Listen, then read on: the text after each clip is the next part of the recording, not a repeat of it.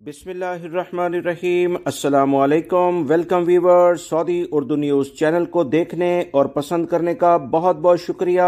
अगर आप मेरे चैनल पर नए व्यूवर हैं तो प्लीज़ मेरा चैनल जल्दी से सब्सक्राइब करें। बेल बटन में ऑल के ऑप्शन को लाजमी सेलेक्ट कीजिएगा ताकि तमाम वीडियोस बर वक्त आपको मिलती रहें।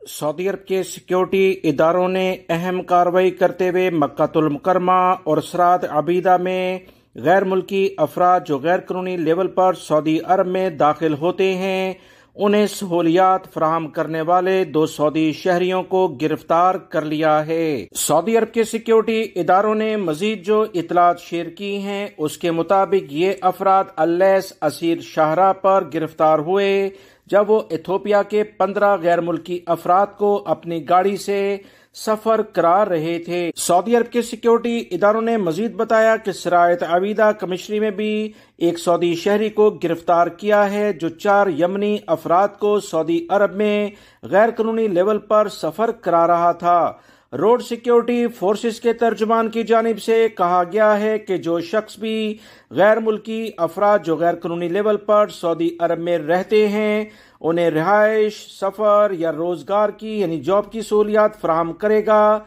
इसे 15 साल कैद और 10 लाख रियाल जुर्माना किया जाएगा। दोनों सजाएं अदालत एक साथ भी दी सकती है।